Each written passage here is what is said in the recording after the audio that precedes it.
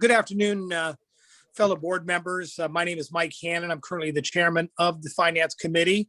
And I'm going to go ahead and call the Finance Committee to order today and ask Adrian if he'd be kind enough to take roll, please. Yes. Director King. Director King.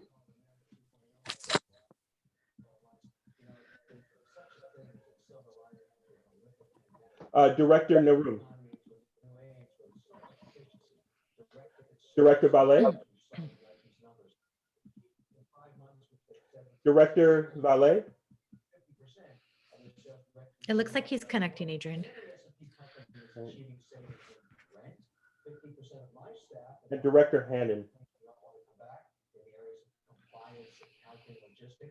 They want to work at home. The one I'm really getting excited about, not so great for airlines though, is we're slashing our business travel and entertainment by 20 to 50% across 36 companies. And I know every CEO is doing the same thing. If you want to travel anywhere for business, you have to petition. In my company, 10 page plus an IRR. And whoever's has noise in the background, please mute your. Thank you. I would like to start the roll call again because I don't think that everyone could hear me. So Director King. Director King. I see that Director King is in the session, but I'm not sure if you can hear me. Director Naroom. Director Valet. Director Valet, are you able to hear me? Yes, it's Richard Valle. I can hear you. Great. I'm just taking attendance. So, so Director Valle, I'm going to have you as attending. Director Marquez. Present. And Chair Hannon. Present. So we currently have a quorum, if I understand correctly, Adrian? Yes, we do. Thank you very much. And Ms. King, once you can hear us, feel free to let us know that your audio and visual is working okay, if you have an opportunity to do that. So the first item on the agenda is the approval of the minutes from October. Adrian, what day was that? October? Oh my gosh. It was, I apologize. I need to get It's the 13th. The 13th. Thank you very much. Now, the fact of the matter that none of us were, I don't believe any of us were actually members of the Finance Committee. My understanding, and I'll certainly be corrected if I'm wrong, we can still make a motion and second and approve the minutes, even though we were not members. So I'll stand corrected if that's not the case. If that is the case, I'll look for a motion in a second on the October 13th minutes. Chair, that's my understanding as well. As long as we read the minutes, we can move to adopt them. So I'll move to adopt the minutes as presented in our packet. Thank you very much. And a second? Second. Thank you, Supervisor Valle. I think we need to take a roll call vote because we're on Zoom. Is that correct? Yes. Do we have any public comments, Adrian, or emails regarding the minutes of October? We do not have comments about the minutes. Thank you. So if we could take a roll call vote on the approval of the minutes? Yes. Director King. Director King. Director Naroom. Director Valle. Aye. Vice Chair Marquez. Yes. Chair Hannon. Yes. It passes. Great. Again, thank you for agreeing to participate on the Finance Committee. Your thoughts and comments as we move this committee forward are going to be greatly appreciated. This is my first time chairing the Finance Committee, so a lot of this information will be brand new to me. So I'm certainly in a position to want to learn more about the finances for EBCE. So with that being said, can we go ahead and move on to item 1 on the agenda, please? And I don't know, do I recognize Nick or should I recognize Howard? I think actually for this item, Jason's going to be presenting, so defer to him. Great, thank you. Hi, hello. Hi, My name is Jason Bartlett. I'm the finance manager for EBCE. So the first agenda item that we're going to talk about is item 4, and it is the financial statements for the most recent quarter ending on December 31st, 2020. And so this will cover predominantly the first 2 quarters of operation. So Adrian, if we could please go to the next slide.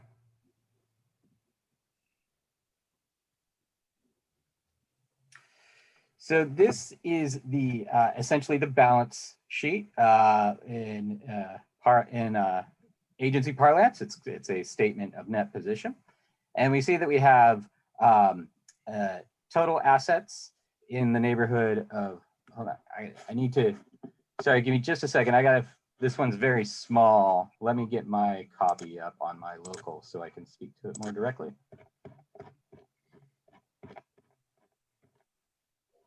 Great. Yeah. So we have total assets in the neighborhood of 151 million. This includes about 152 million in cash and cash equivalents. So that's essentially our liquid position. We do have 10 million set aside in restricted money, which is money that is earmarked for some sort of covenant. And then we have some accounts receivable, and that's tends to be of 46 million and accrued revenue of 23 million.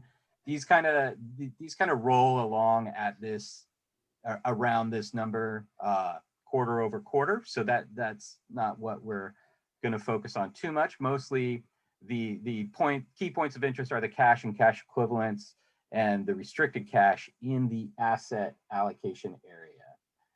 We do have, as you can see, we do have also in there 12.68 million of unrestricted cash in a non-current asset, which is in the rate stabilization fund. And just to kind of catch you up, I realize a lot of you are new. This is revenue that was earned last year that has been deferred for a future time period, which is yet to be determined and is at the discretion of the board. So, and so altogether, those make up the highlights of our total assets. Our liabilities come in around 57 million, and we see that most of that is just electricity costs that we've accrued but has not yet gone out the door. This is as of December 31st, so it's most likely that is cycled through, but you know, as of March 1st, you know, we have a new balance. But so that should be approximate to what we have now. And this gets to our total net position of around 181 million, which we see 171 is unrestricted, and then we're accounting for that 10 million of restricted. Any questions on the balance sheet? Board members, feel free to just go ahead and ask your questions. There's so few of us here in attendance that I think we won't be talking over each other. So if you have a question, feel free to go ahead and just raise your question. Okay, thank you. I have a question. I apologize. I'm sure this information is somewhere in an email, but I just want to take detailed notes. How often does this committee meet? That's one question. And then my second question is, do we get these financial statements on a quarterly basis? I can answer both questions. So this committee meets bi-monthly, so every 2 months, barring some unforeseen circumstance or some urgent need. And we generate financial statements every quarter. They are generated 45 days after the quarter closes to allow for transaction settlements to occur. Okay, thank you. Mm-hmm. Yes, thank you. I have 2 quick questions. The restricted funds that you mentioned that we currently have $10 million. Is that where we want to keep that those restricted funds at about 10 million, or are we going to try to continue to build on that? Actually, the preference of retaining restricted funds is, I think the better way to think about it is that we hold those restricted funds for 2 reasons. We're holding $3 million in our lockbox due to covenant agreements with counterparties. Every year, that amount reduces by 1 million. We started at 5, we're now at 3. In November, we'll be down to 2 million. The November in 2022 will be at 1 million. And then in November 2023, we will no longer be required to keep funds restricted in our lockbox. The remaining 7 million is restricted monies that we hold on behalf of our credit facility with Barclays. We have a substantial credit facility with them, which allows us to borrow cash as needed. We currently do not have any outstanding borrowings, but it also allows us to carve out a portion for letters of credit, which we can use as collateral postings instead of actual cash. The reason for that is that we want to retain cash in-house as much as possible. And ideally, we'd like to restrict or reduce the amount of restricted cash to make it unrestricted. That increases our liquidity and also increases our some bargaining power and rates that we can get on other things as well. I would just add that this is $10 million is not by policy, so it's a board enacted policy. It's not related to our reserves. It's really by sort of mandate for what we've negotiated in our lockbox and our credit facility agreements. Thank you. And my second question, Jason, again, this is new to me. And as we see these quarterly financial reports, we typically have an executive summary statement highlighting any anomalies that may have occurred in the previous quarter as they relate to revenues or expenses, or unanticipated expenses and or revenues that we foresee in the next quarter. For example, we have some kind of a executive summary so we can kind of follow the trends as we meet. Okay, yeah, very good. Okay, let me touch back on one point that you were making earlier. And I just want to be clear, and Howard kind of brought this up, that restricted cash is not necessarily our reserves. Our reserves are unrestricted, and that's in the 152 million. Right. Okay, and we do expect that to grow. Yes. Now to get to your question that you just asked, we do have that discussion in the full audit, and it's quite extensive, and it looks at the year ahead as well as the year behind. We currently do not have the practice of doing that in the quarterly because they're unaudited and kind of unofficial. So I'm not sure if that answers your question or. Well, for example, you mentioned that the figures that we see in the assets, the accounts receivable and some of these other figures are generally going to be the same, quarter by quarter. My only request is if we see something that is unusual from a financial position, that either you specifically highlight it in a memo or make sure you capture it in your oral presentation so it's not something that we as committee members miss. Gotcha. Okay, I understand. Yeah, absolutely. I can make sure that is available moving forward. Thank you. Yeah. I think that the short response is, at least for this quarter, there are no sort of odd anomalies to particularly point out, but that's a great highlight. Perfect. Thank you. Yeah. I'll let you continue, Jason. So, all right, any more questions on the balance sheet?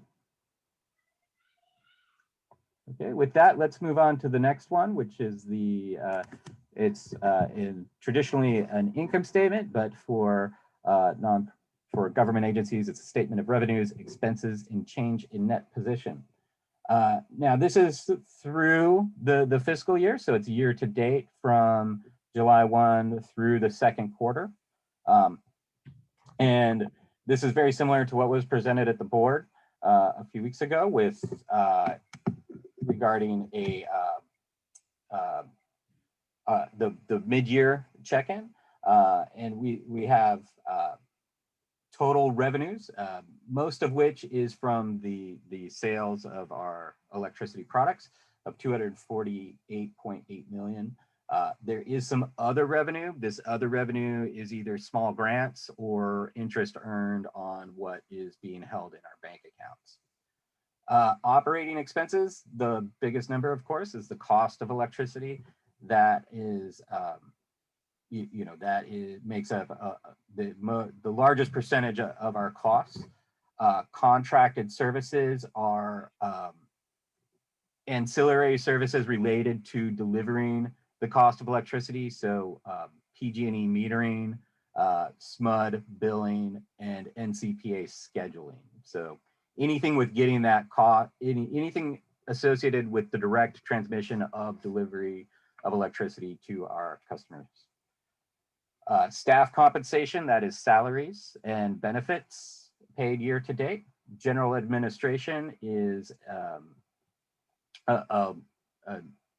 basically just general overhead, and that includes a variety of areas that were broken out on the mid-year, and you will see these also later when we get to the budget to actuals.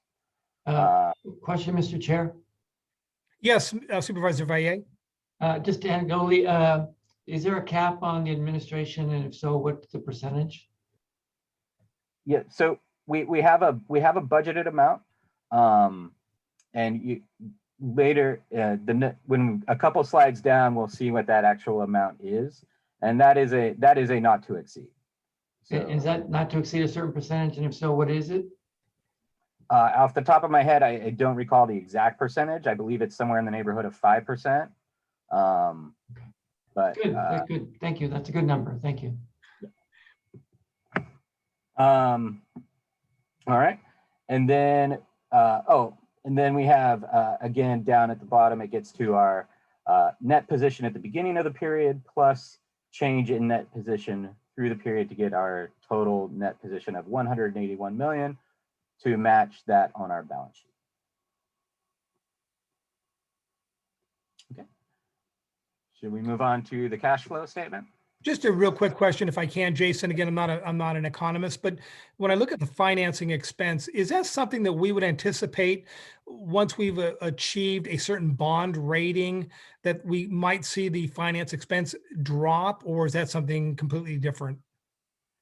Yeah, so we probably will see some reduction as letters of credit become less necessary because we have a credit rating. Right now, this is our expense for posting collateral, essentially, through letters of credit at various counterparties.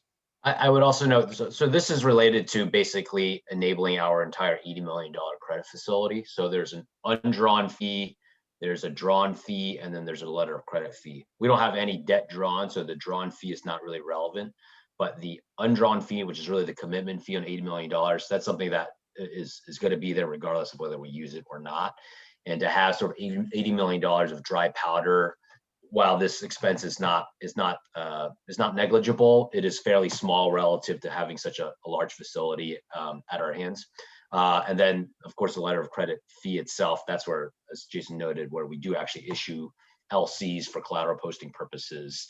Obviously, the fee is a little bit higher, but as an actual fee, they're fairly small percentages of that overall amount. It's 95 bips is our commitment fee on $80 million for the year, and our LC fee, I believe, is 175. I mean, roughly. I'm sorry, I'm going off of memory, but I think it's about 175 bips. So also very low. I think if and when we get a credit rating, there's two ways that you can reduce that. One is, as Jason noted, it may reduce the amount of LCs we have to issue. So it's really reducing a 175 bip fee to a 95 bip fee because it'll just be a commitment fee.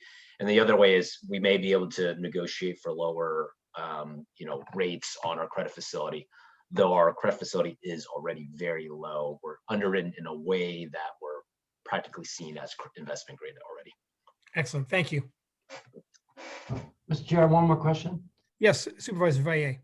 I know when we get to the line item, this may answer itself, but in addition to general administration, do we hire a lot of outside consultants that do a lot of the work that our staff doesn't have the capacity or the time for? I'm happy to comment on that.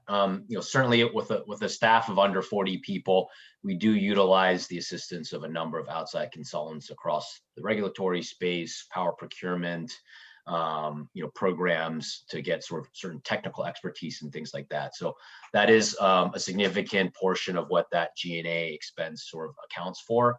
With that said, as we've grown from a staff of a few up to staff of 40, we are doing more and more in-house, but we will likely continue to utilize outside consultants for services. Yes. And is there a threshold where the director has the capacity to hire those? And if they do they come before any specific committee, or is that our committee or another committee?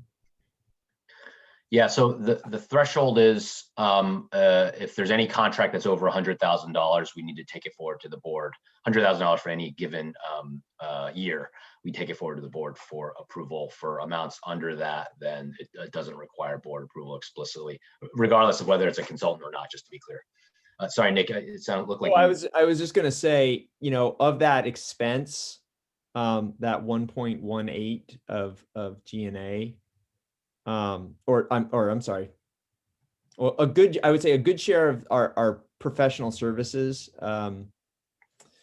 Supervisor Valle, are legal expense. So we do not have an in-house general counsel. So, I would say, Howard, you can validate this, but 70% of our kind of outside staffing costs are related to legal. Now, some of that, probably about 40% of that, is for the firm that acts as our sort of general counsel and provides sort of general legal services.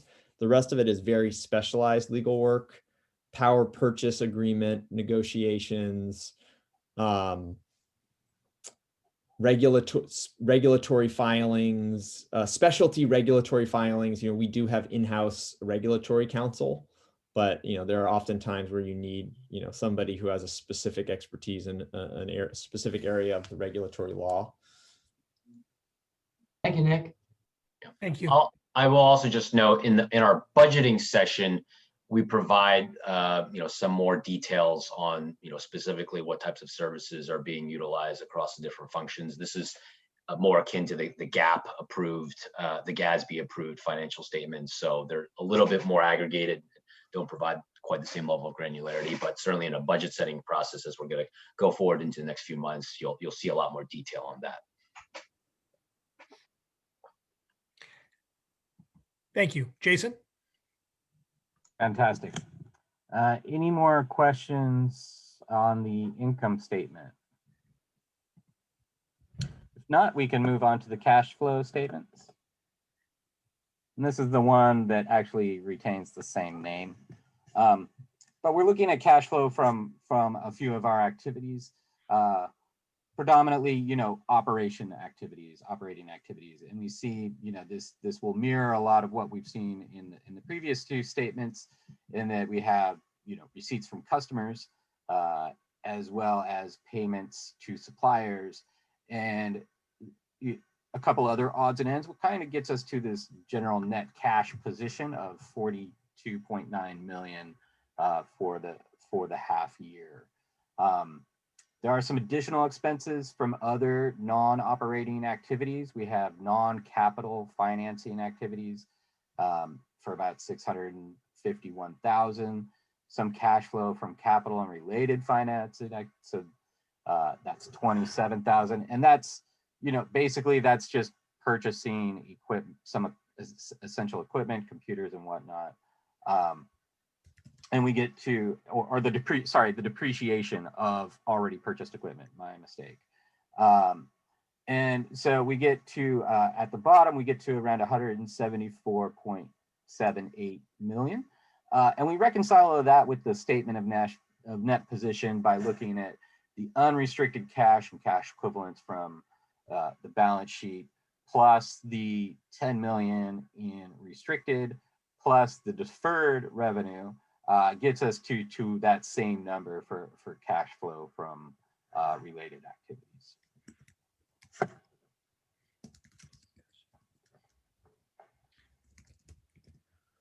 All right, if we're all good, we can move on to the next sheet.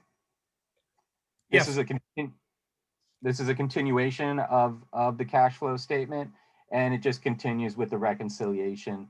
And what this does is that this reconciles different areas of the income statement to the cash balance to show that we're reconciling the 42.9 million with the other statements.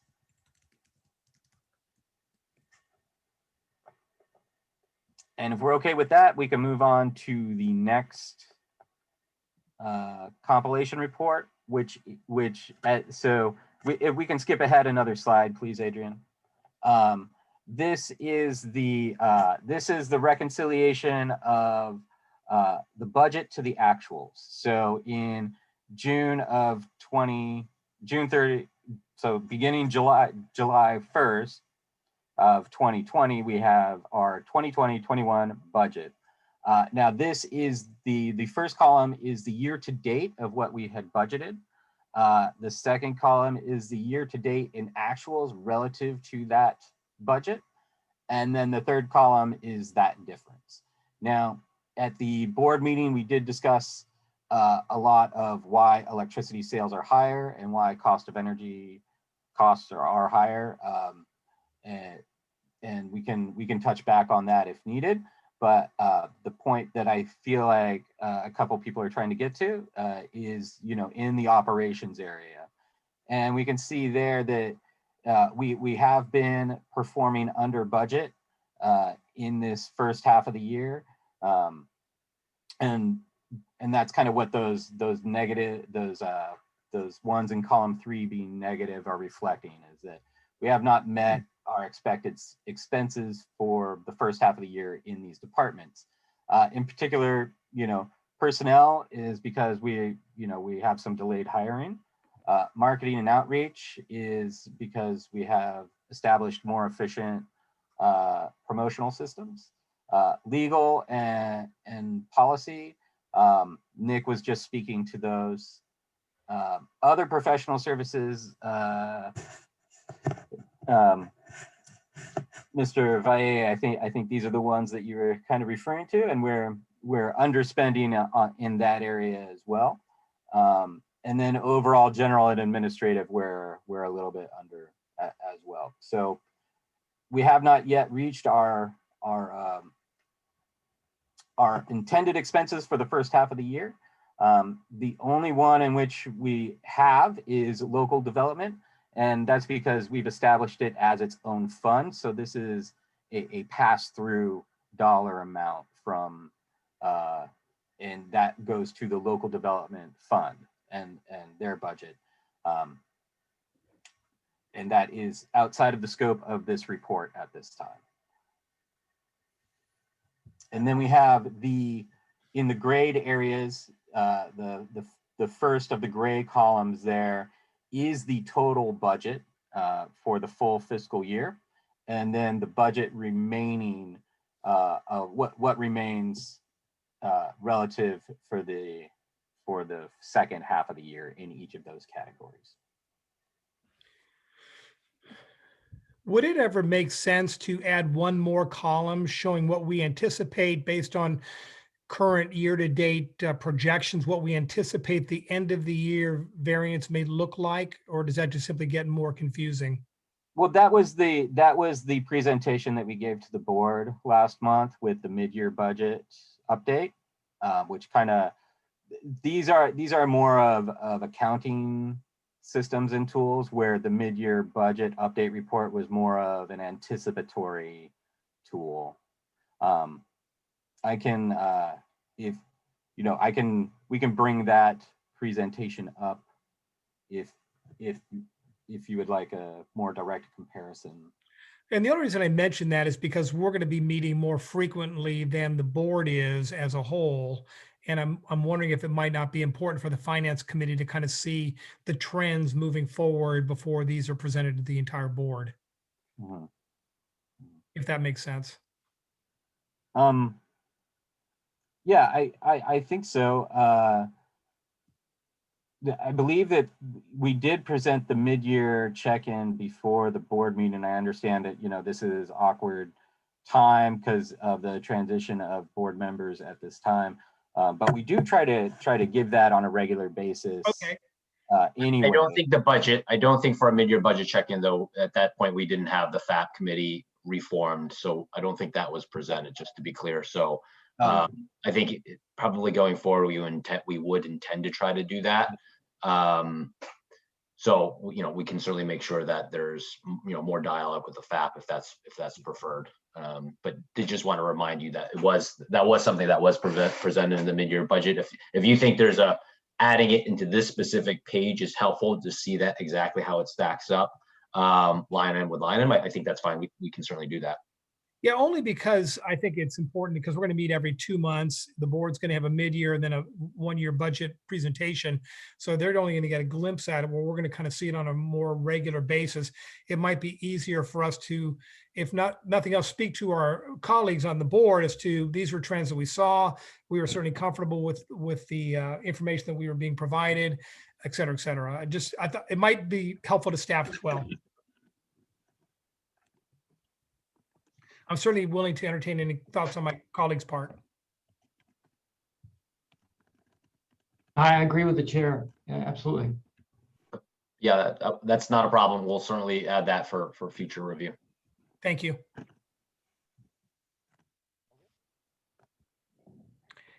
Very good.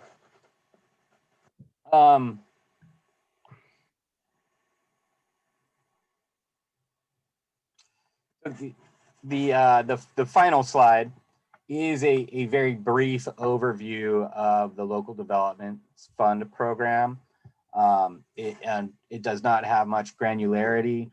That is partially intentional because JP, the local development director, produces regular reports that are more, that have much more detail than I feel like I could provide at this point. But what is shown is the can we go to the next slide, please, Adrian? Thank you. So what is shown here is it is shown, the balance transfer over from the operating fund, the total programmatic expenses, as well as any carryover funding and balance adjustments that are necessary. And so this is, to be clear, this is not showing any negative balance on the in the local development fund, but showing an actual balance where we have 8 million earmarked for programs, even though we only transferred in 6.34 million. We are getting some grants, but we had some carryover from last year of 1.398 million to get the fund balance to a net zero to cover programs. And just from my own understanding, the local development funds, these are funds that the board uses at its discretion to provide grants and things of that nature to nonprofits and other worthwhile organizations. Is that correct? Yeah, there's a variety of components to local development itself.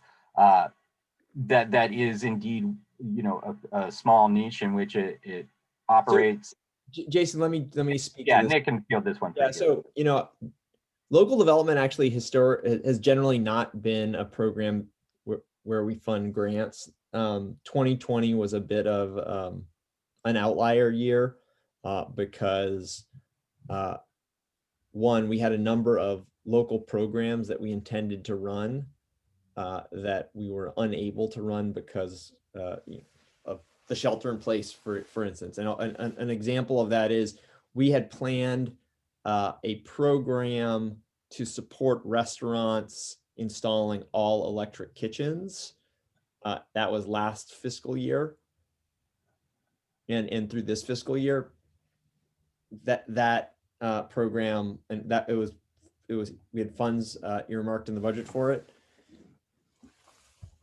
But as many restaurants have closed or have moved, to delivery only, the expected interest and in that program has dwindled significantly, and so those funds, as an example, were shifted to COVID relief grants.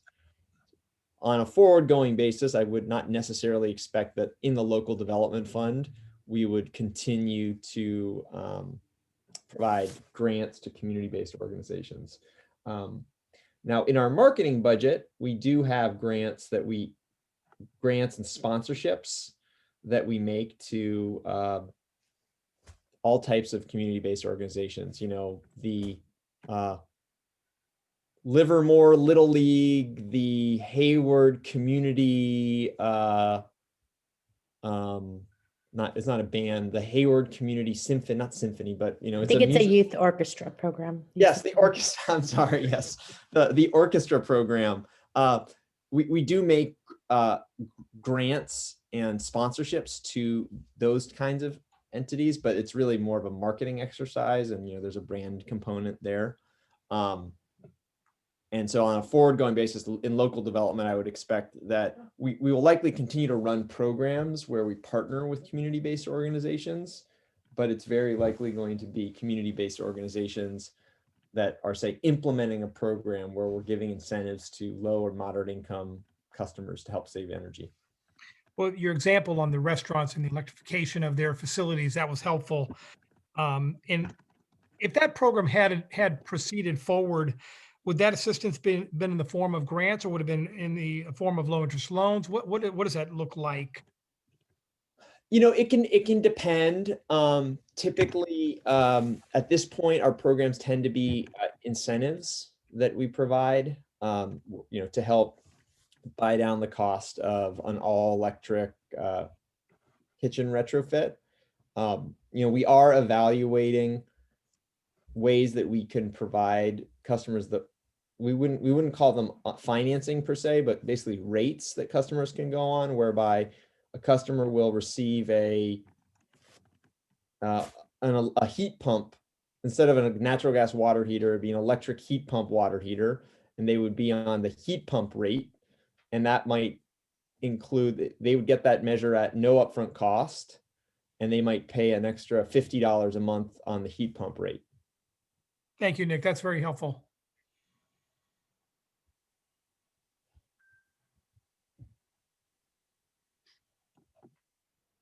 I'll turn it back over to you, Jason. Okay, yep. So that is the end of the financial statement presentation.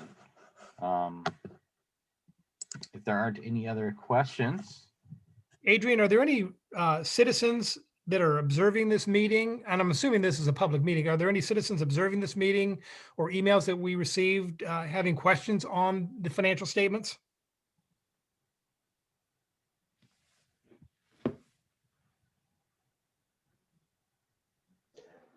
Yes, this is a public meeting, and we do have attendees. We have one attendee with his hand raised. Great. Blair Beekman. Great, thank you.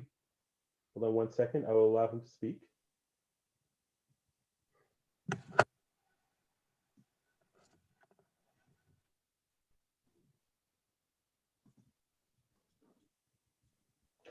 Blair Beekman, you are unmuted.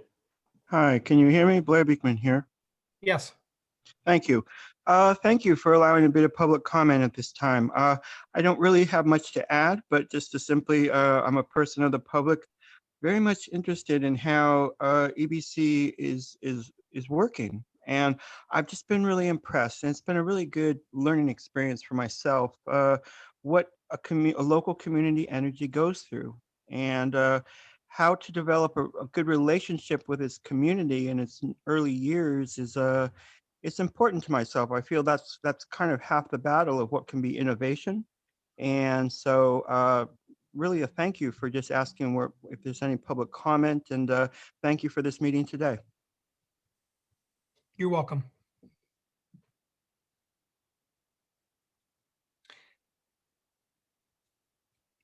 Any further public comments, Adrian? Or folks wishing to speak? There is no further public comment. Thank you. Any last minute board questions from any of my colleagues? I have a question. Yeah. Thank you, Chair. So in regard to local development fund, help me recall when would be the first year that there was actually a a budgetary line item for this? And if you can recall what that initial investment was.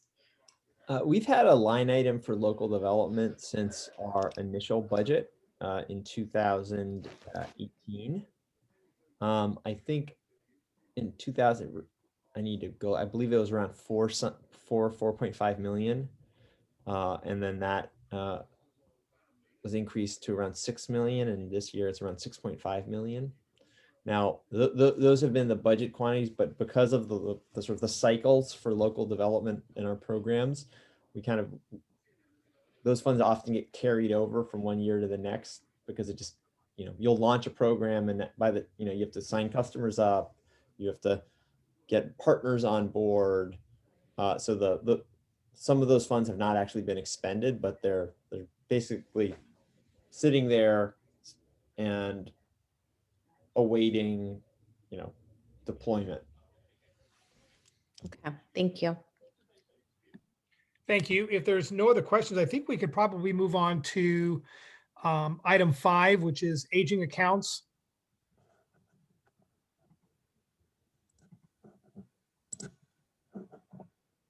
Great. Thank you. Jason Bartlett again. EBC, through its natural course of operations, has some some accounts that age. If we can go to the next slide, please, Adrian. We'll talk about some of those basic definitions just so that we're all on the same page. Basically, an aging account falls into one of 3 categories. You have customers that have an outstanding balance, meaning they've been billed, but it's prior to the due date, so it's not yet late. That's an aging balance by accounting standards. The second definition is a customer account with an outstanding balance that is late. It's beyond the due date. And that's the one we're primarily going to focus on here. But the third category are the net energy metering accounts. And these are primarily for customers with their own generation, most predominantly solar. And so their accounts age because they have a rolling balance. But that is not considered to be outstanding unless it goes past the true update. So for the purposes of this discussion, all these terms kind of mean the same thing with the category 2 bucket, which is late, past due, arrearage, or aged account. We're all just going to refer to those as accounts that are past the billing due date. So they are late on their payment. Now we put these into different buckets, which measure the period of time from when it is due until the most current.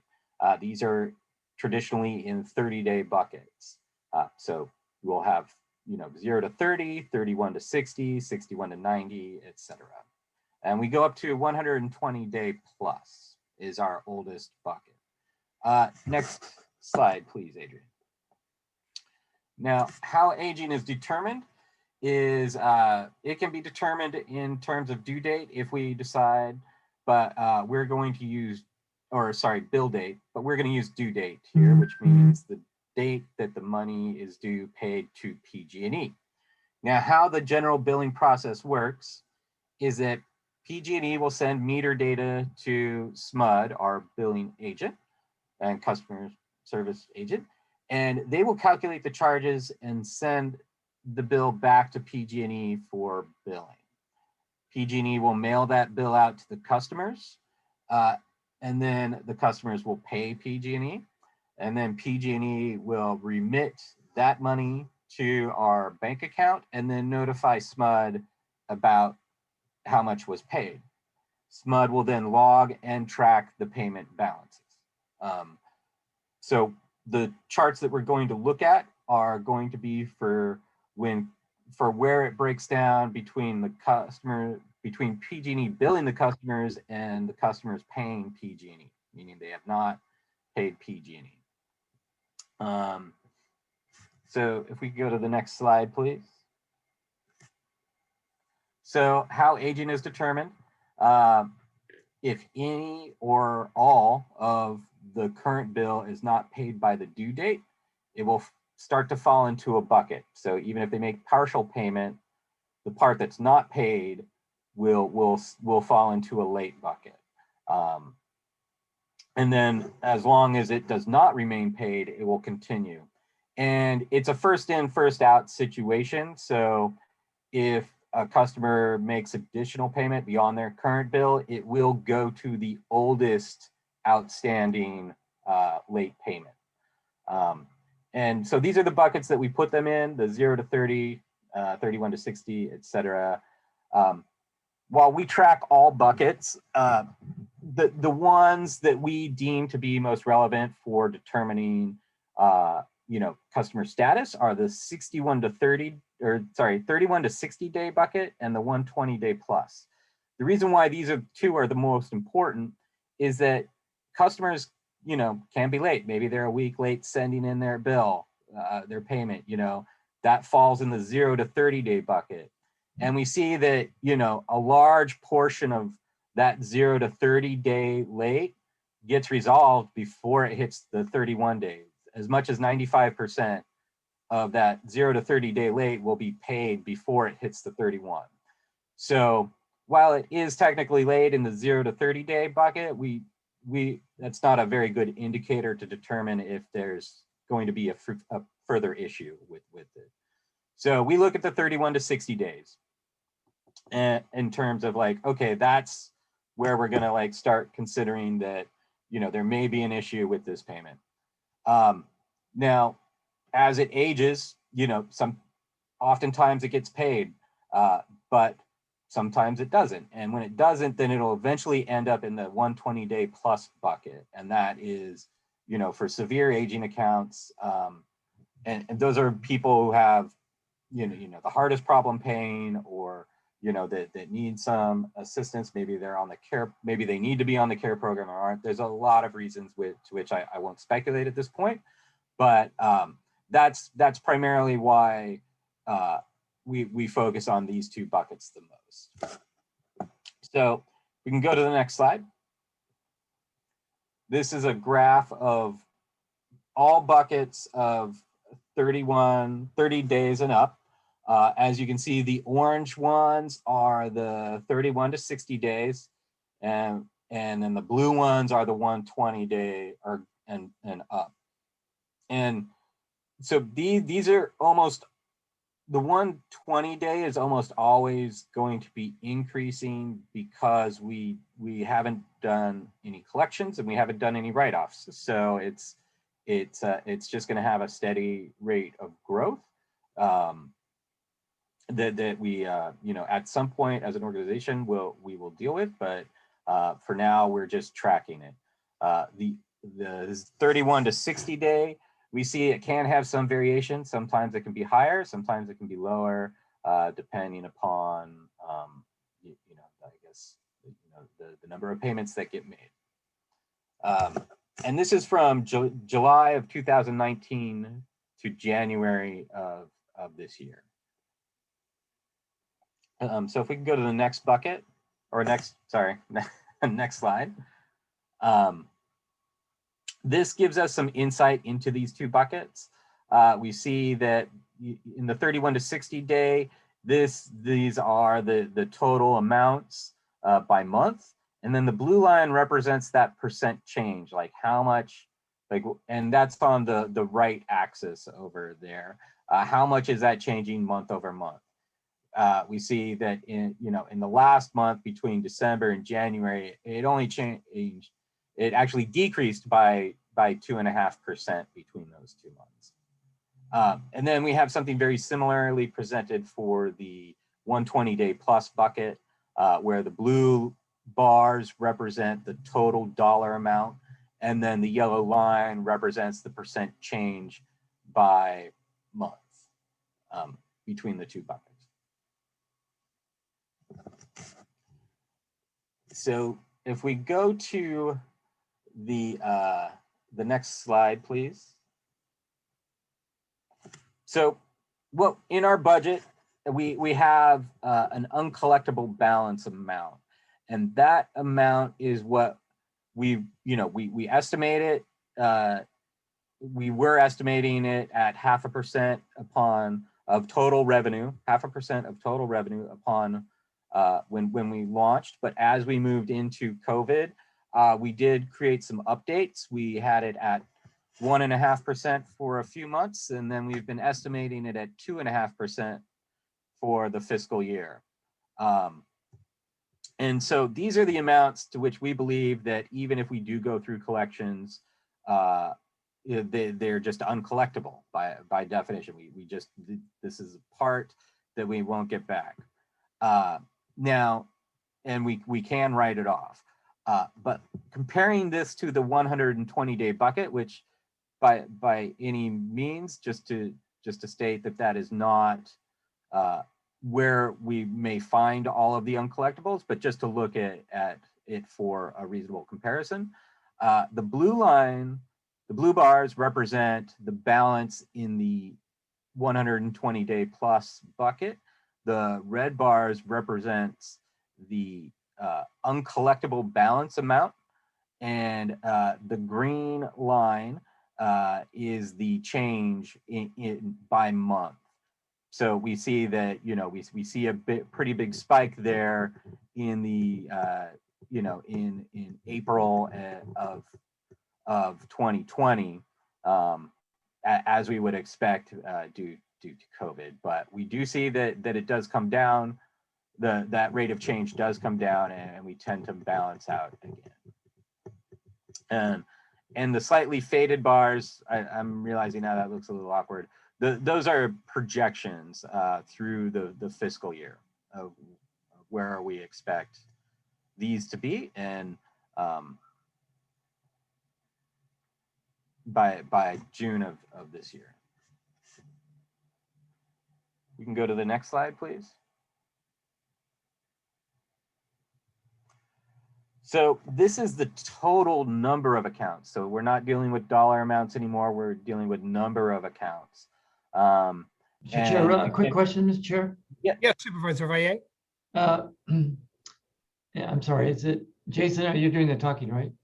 Yes, sir.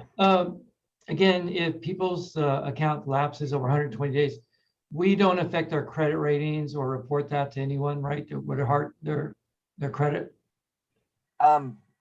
Well, right. It does not. Well, we currently don't have a credit rating, so it doesn't impact that one way or the other. But in terms of when we do get a credit rating, we will be reporting it.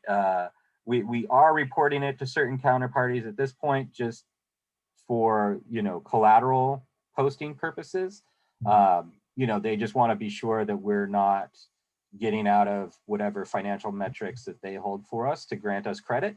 But what I meant, that's good to know too. What I meant is the individual customers, individual credit rating, so that they're not harmed. Right. Okay. Yes. Very good. Yeah, we have not remitted anyone to collections, so it has not impacted anyone's credit at this point to which I am aware. All right. Good. Thank you.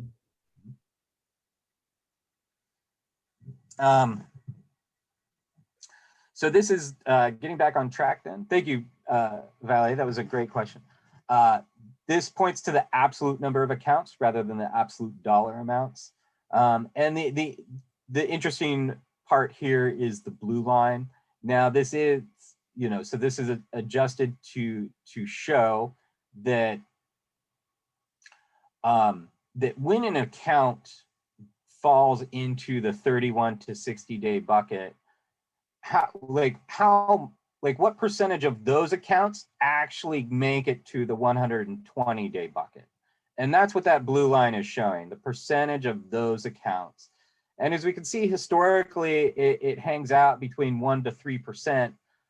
But we did have, a big spike of accounts hit the 120 day bucket from March.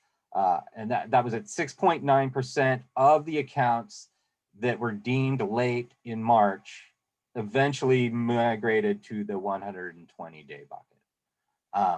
And so, we would so that is a testament to the impact that COVID has had on the aging buckets.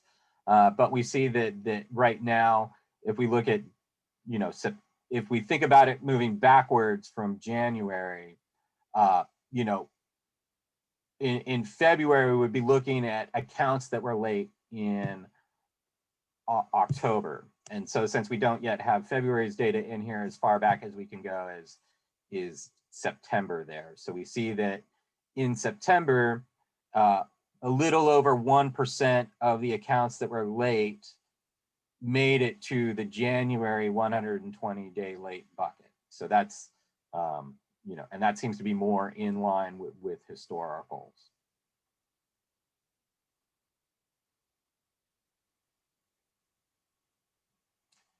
Okay, if there are no questions on this slide, we can move on to the next. So this shows the customer class in terms of which is in which bucket. So we're looking at the two buckets again of 30-day plus, and then, sorry, this is 30-day, everything greater than 30 days. And then we're also looking at everything greater than 120 days. And, you know, predominantly residential. We do see that there are, you know, residential care, residential FARA. So the DAC is a designated or a disadvantageous community as determined by an EPA standard, and we track that for some local development program purposes. Pay plan is anyone who's on a payment plan. And so, you know, we see those as highly possible to be completed. And then, you know, some small agriculture and, you know, we have, and so some very, very, very small government, $12. So I think someone just forgot to fill in.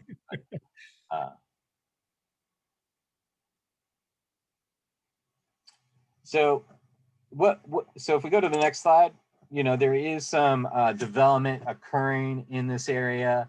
The arrearage management plan as promoted by the CPUC and as being complied with by PG&E is, so, you know, is applied specifically to, and marketing has done an extensive report on this, and you can see that down at the bottom, just to cut to the chase real quick, is the location where this full report can be made, but I'll hit the highlights here anyway.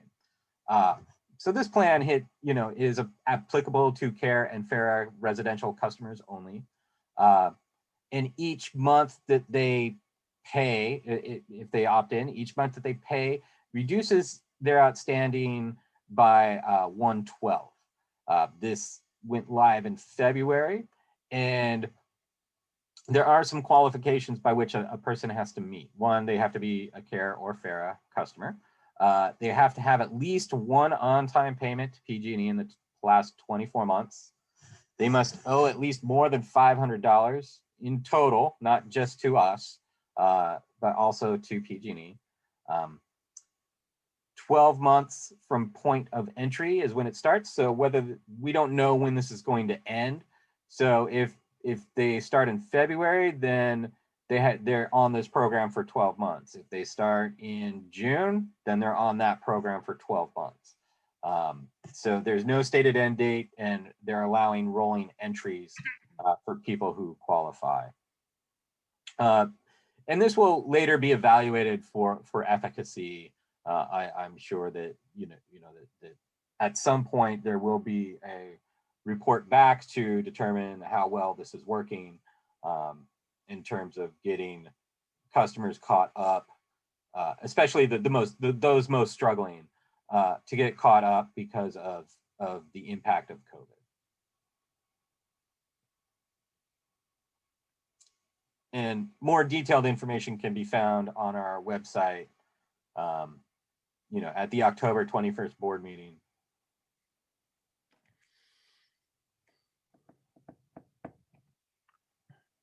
So if there aren't any questions on this slide, that's the end of the presentation. So if there are any questions on the presentation itself. I'll look to my fellow board members to see if they have questions. And thank you, Jason. I have several questions. First of all, I love the AMP program. I think it's an outstanding program. Do we have a sense as to what percentage of our current customer base are members of FARA? That is a good question. I'm sure that we do. I'm not the person that generally tracks that, so I don't know off the top of my Yeah. head. We absolutely have that number. I have to admit, I also don't know that number off the top of my head, but we could very easily pull that number for you. And then my second question related to that, are we missing an opportunity in terms of are there a significant number of our customers out there that would be eligible for FARA, either don't know the program, don't know how to apply to the program, that would really benefit from this program? I'm sure that's something your staff are working on as well. Do you have a sense as to what that population might look like? Yeah, we have done specific analysis on that exact point. You're absolutely right. I think we were very sensitive to that pre-COVID, and certainly in light of COVID and the more challenging times, we looked into that quite a bit.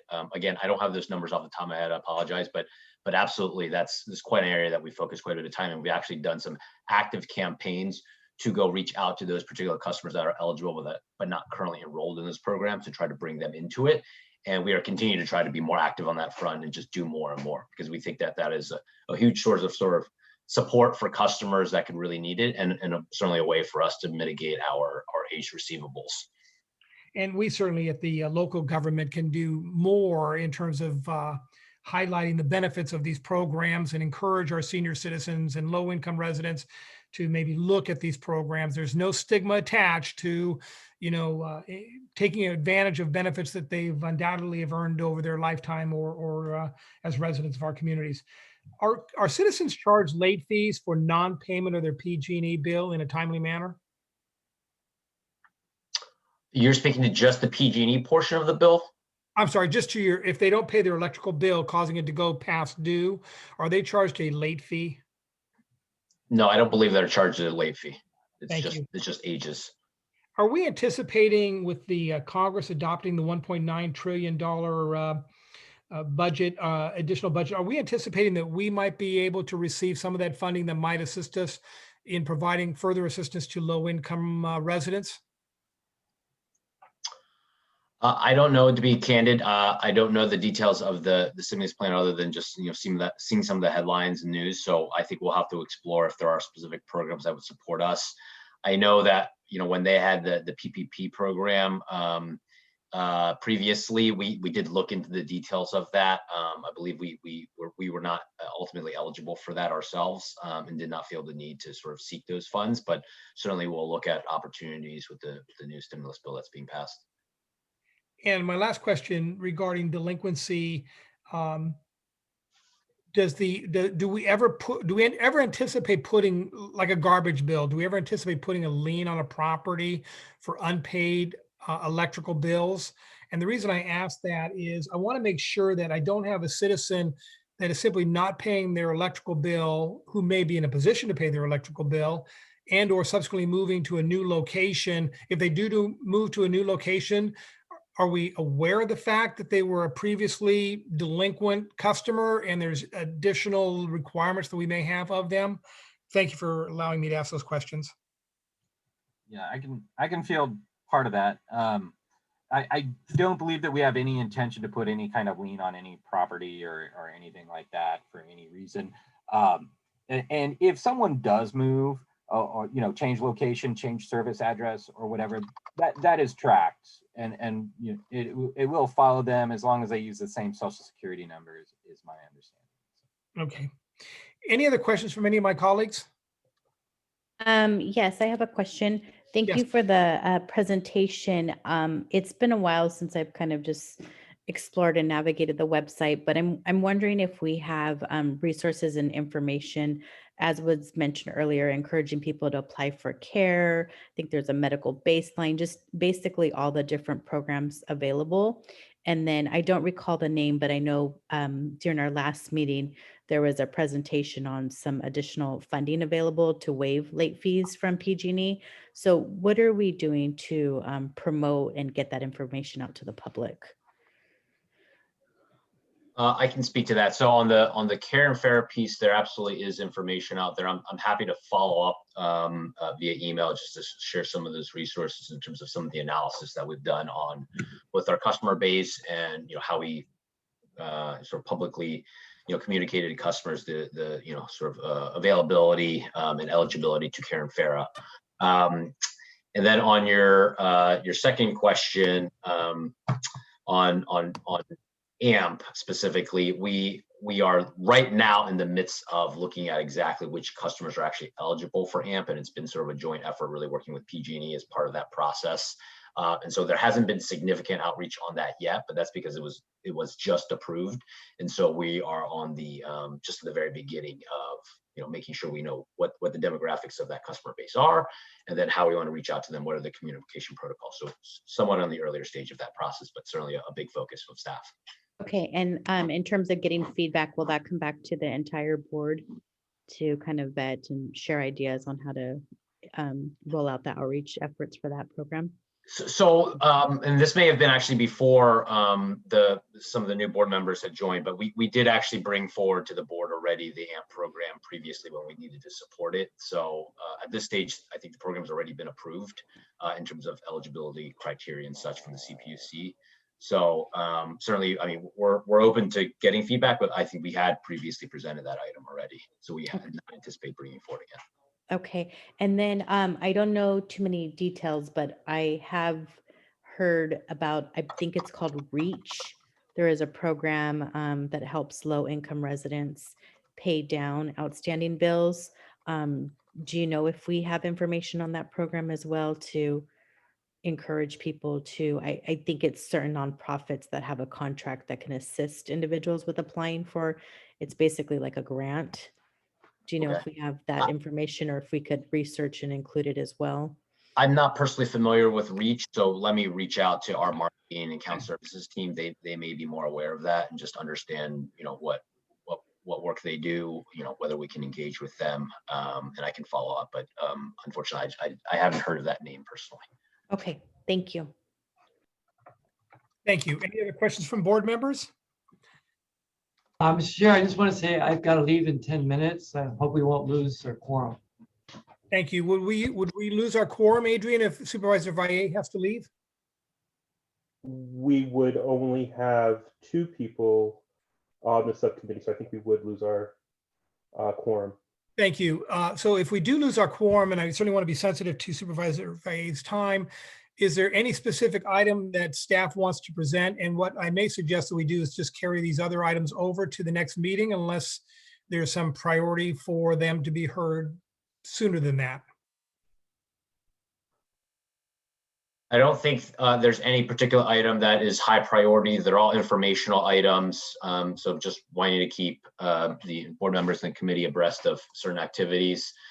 One of the items, which is related to the Joint Powers Authority, was actually already presented at the executive committee. So, I don't think that one's probably even lower priority. We'll bring that forward at a later date as well. So, I don't think there's anything that we need to urgently cover. The community banks and credit unions piece is, again, that's just sort of to cover some of the outreach that we're doing for local institutions to make sure that we're looking at avenues to potentially hold funds with those local banking organizations. And then the last item is a power procurement related item, just to cover some of the details related to the ERCOT, the Texas related weather extremes, and what some of those impacts were that were to the CAISO markets. Director Hannon, that was actually in response to some of the communication that you had with us. So again, just informational. So nothing critical that has to be covered today. Well, then let me suggest this, again, being sensitive to Supervisor Valle's time. I'm going to request that we continue these items number 6, 7, and 8 over to the next meeting that we have. And before I do that, Adrian, was there any public comment on the last item on aging accounts? Yes, there are 2 people on our speaker list. Actually, there are 5 people on our speaker list now. We have Jada Dogon, Jessica Tovar, Audrey Ichinose all have their hands raised, so I can go ahead and recognize Jada Dogon. Adrian, before you do that, because again, I want to be sensitive to the supervisor's time, I'm going to limit comments to no more than 1 minute. And if my colleagues are in agreement to bring 6, 7, and 8 forward to our next meeting, which would be scheduled for when, please? Or is that still to Our be? next meeting, we're still getting the date together for that. Mr. Chair, in the interest of hearing from the public, I'll get it till 4:30, which is 20 minutes. Perfect. Then let's Because go ahead. I want to give the public plenty of time. Then let's give the public each 3 minutes of time. My battery's low. If I lose anybody, I will connect my battery. But Adrian, why don't you go ahead and welcome our first guest? Great. Jada, I am unmuting you now. Thanks, Adrian. Hi, this is Jada Durmaz-Dogan with Local Clean Energy Alliance.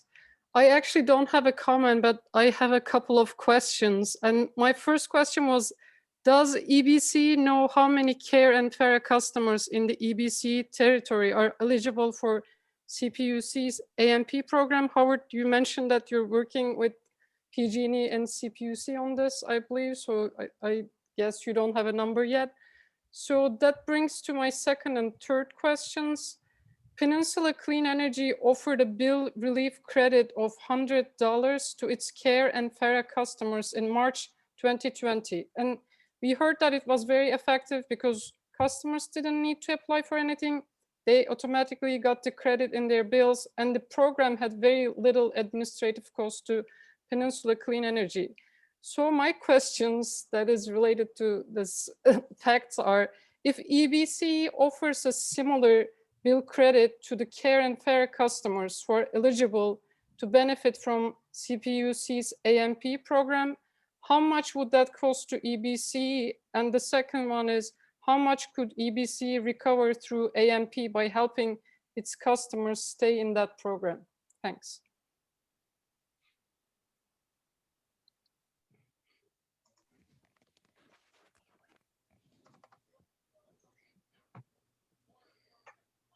There is some discussion on that in the October 21 presentation. Kind of direct you to there if you want some preliminary information.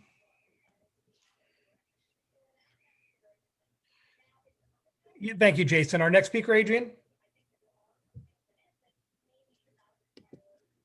Our next speaker is Jessica Tovar.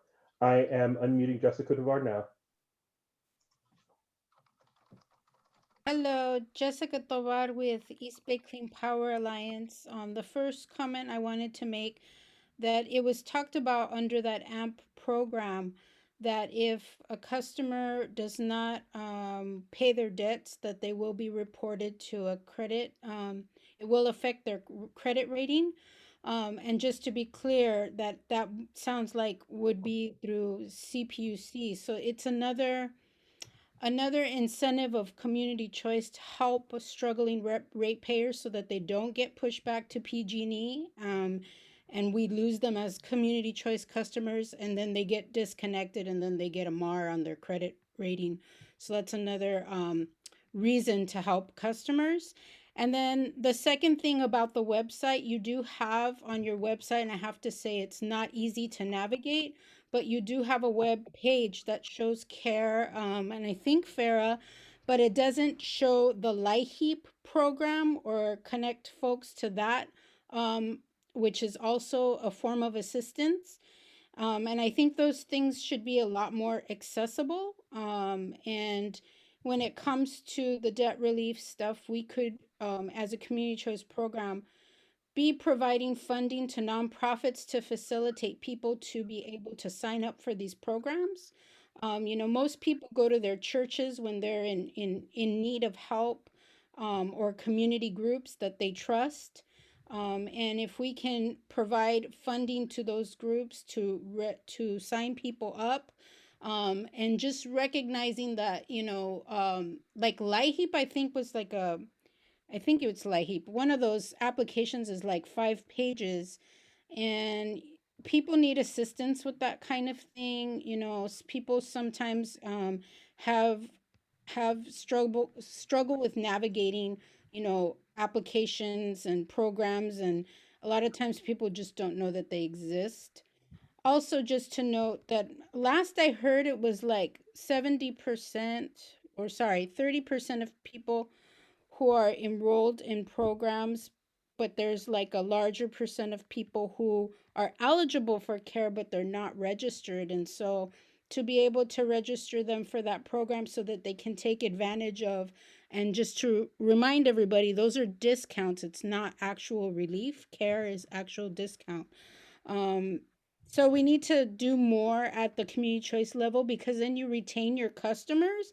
You losing low income and customers of color would be a huge loss to community choice programs. And just to highlight that PG&E and other IOUs use this narrative that community choice programs are elite programs, and that's not actually true.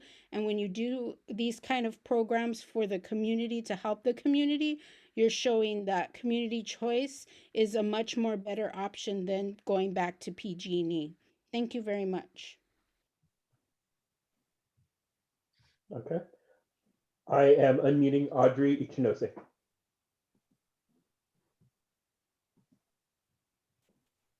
Thank you. Audrey Ichinose, also from East Bay Clean Power Alliance.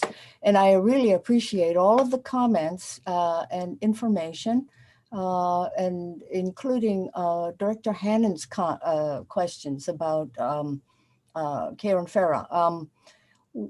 I'd like to ask actually more specifically about Karen Farah.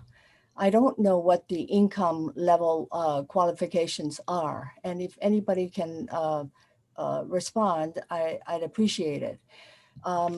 Because I think that's, it goes back to that question that Jessica raised about the perception of that program as needy versus, you know, the realities of our society where there's the growing disparity between incomes, rich and poor. So if it would be interesting to really pin down the definition of low income and care and FARA programs. And also this idea, is there any movement, as far as anybody can tell, at the CPUC to expand the qualifications for care and FARA? Thanks. That's all I wish to raise.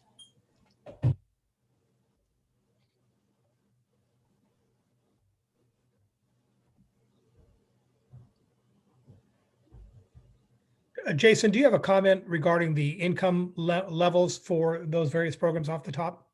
Yeah, it is readily available on PG&E's website as to what their criteria is. As a simple Google search of care, FARA, PG&E will bring it right up.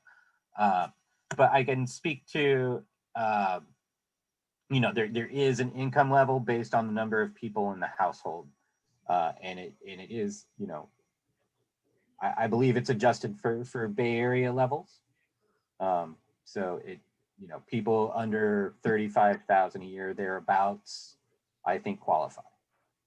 I can just add that if you go to ebc.org/care, there's a web page that has, you know, information about the care program, and there's an FAQ and a fact sheet on there that provides more information on this specifically. And so there's a sort of a schedule, if you will, number of people in a household and what that income level is, which differs by household number. But you know, I would in fact agree with the comment that you know, there definitely are low income families that are not necessarily eligible for care. And that's certainly something that EBC, we've done some analysis on. We're trying to look into that further, just in terms of, you know, those that may, you know, be in need of support, but not be eligible through those types of programs, and, you know, just trying to better understand that customer base. So, you know, work is in progress on that, in terms of at least looking into that.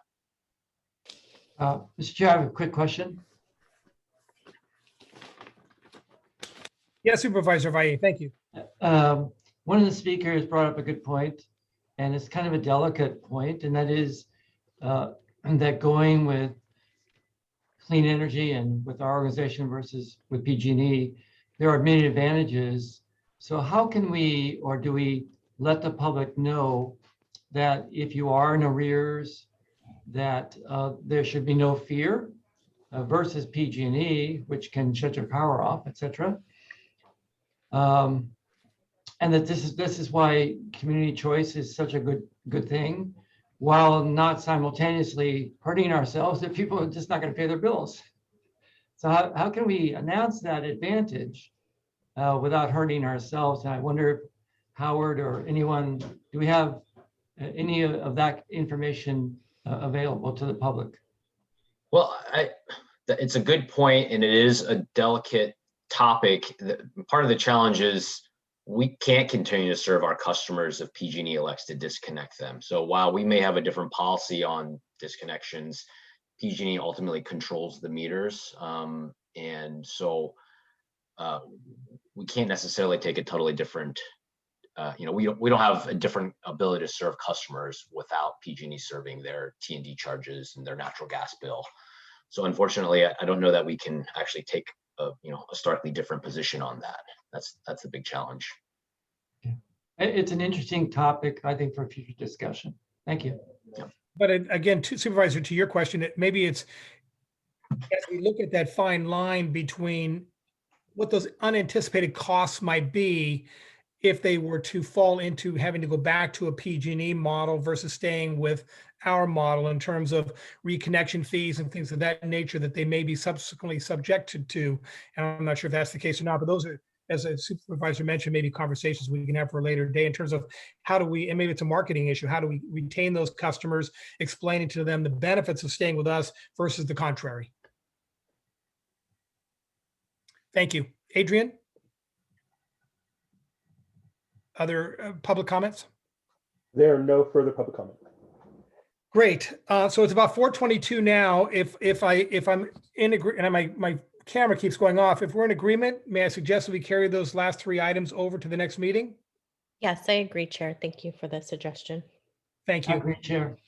Thank you, Supervisor. So let's go ahead and unless there's any further comments from staff or Adrian, let's go ahead and adjourn this meeting. I would ask that everybody respond back to Adrian with the times that are most suitable for these meetings. Howard, would you suggest, and I know this meeting went probably a little longer than normal because a lot of this information was new to most of us. Are these typically about a 2-hour meeting, would you say? I would say, if anything, they've oftentimes been shorter than 2 hours. So it really depends on what is. Point well taken. This meeting Thanks, actually guys. happened to be a longer meeting, just in terms of number of items than most. And I think that is mostly a reflection of new members, but also we haven't had a FAT meeting for a little while because even towards the end of last year, as there were outgoing members, we felt like it didn't make sense to have that last meeting. So this was probably a more packed agenda than normal. So I would, although since we're carrying over 3 items to the next one, we may find that the next one is also a similarly lengthy meeting. And I'll certainly do my best with my colleagues' support to try to move these meetings along as quickly as we can. You did a great job in terms of presenting us with the PowerPoint presentations, which you can read a PowerPoint, but unless you understand the information behind the PowerPoint, it doesn't make a lot of sense until we have an opportunity to chat about it. So with that being said, I'll thank everybody for their time. I'll go ahead and adjourn this meeting, and we'll get together in the near future and carry those items over. Thank you, Chair. Goodbye, everyone. Thanks, everybody. Thank you. Bye-bye.